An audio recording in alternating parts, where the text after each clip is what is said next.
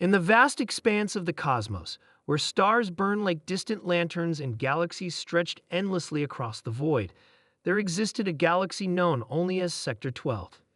It was a place teeming with life, some intelligent, some not, but also one fraught with peril. Among its countless worlds stood Kale 7, an infamous planet dubbed by many as the Death World. Its terrain was jagged and unforgiving, its skies perpetually choked with ash from volcanic eruptions that had raged for millennia.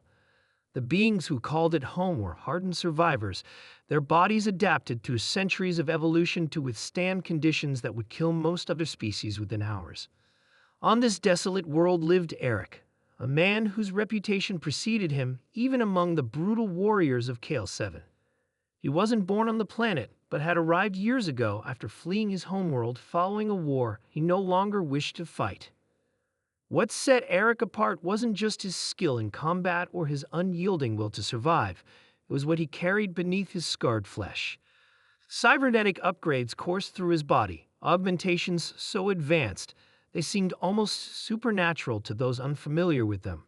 To the people of Kale 7, however, such enhancements were considered basic necessities rather than luxuries.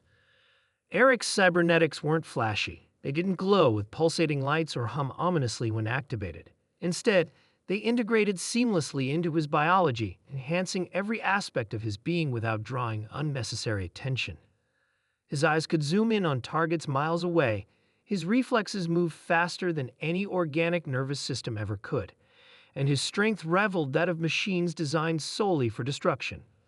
Yet despite these gifts, or perhaps because of them, Eric preferred solitude, living deep within the crags of Kale 7's mountains, far from prying eyes. One fateful day, the silence of Eric's self-imposed exile shattered. A fleet of alien ships descended upon Kale 7, their sleek designs betraying their origins.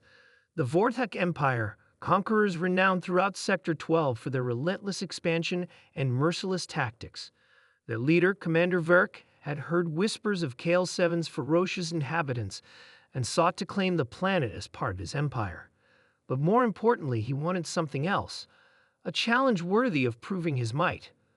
The Vorthaks landed en masse near the largest settlement on Kale 7, a cluster of crude huts carved into the side of a dormant volcano. Armed with plasma rifles and energy shields, they expected little resistance.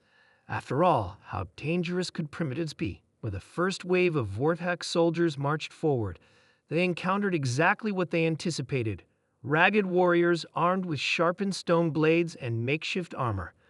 The battle began swiftly, the Vorthaks cutting down their foes with ease. Victory seemed inevitable. But then something unexpected happened. From the shadows emerged figures unlike anything the invaders had seen before. These were not ordinary Kalians. They were warriors enhanced beyond comprehension, their bodies augmented with cybernetic parts that gleamed dully under the dim light of the sun.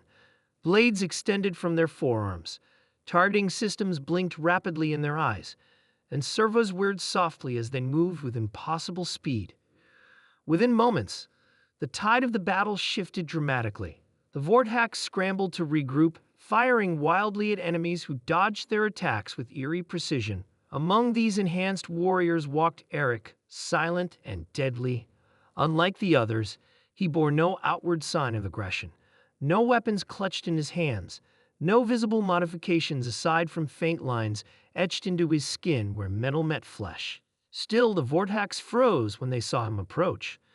There was something about him, something primal yet unnervingly mechanical, that struck fear into their hearts. They whispered amongst themselves, unsure whether he was man or machine or something else entirely. Commander Verk himself stepped forward to confront Eric, towering over him in his powered exosuit. "You dare defy the Vorthak Empire?" he growled, raising his weapon. "Surrender now, and we may grant you mercy." Eric said nothing. He merely tilted his head slightly, studying the commander with those piercing, enhanced eyes. Then, without warning, he lunged. Faster than anyone could react, Eric closed the distance between them, his movements fluid and calculated. Verk fired his rifle point blank, but the shots ricocheted harmlessly off an invisible barrier, a personal shield generated by nanobots coursing through Eric's bloodstream. Before the commander could process what was happening, Eric's fist connected with his chest plate, sending him sprawling backward. The remaining Vorthak forces hesitated, watching in stunned disbelief as their leader struggled to rise. None dared intervene as Eric advanced, each step deliberate and measured. Finally, standing over Varric, Eric spoke for the first time since the battle began. "Leave," he said, his voice low and steady. "Take your ships and go. This world is not yours to take." Varric snarled, refusing to accept defeat.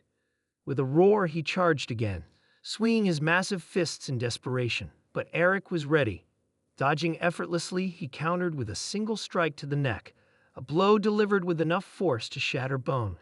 The commander collapsed, unconscious but alive.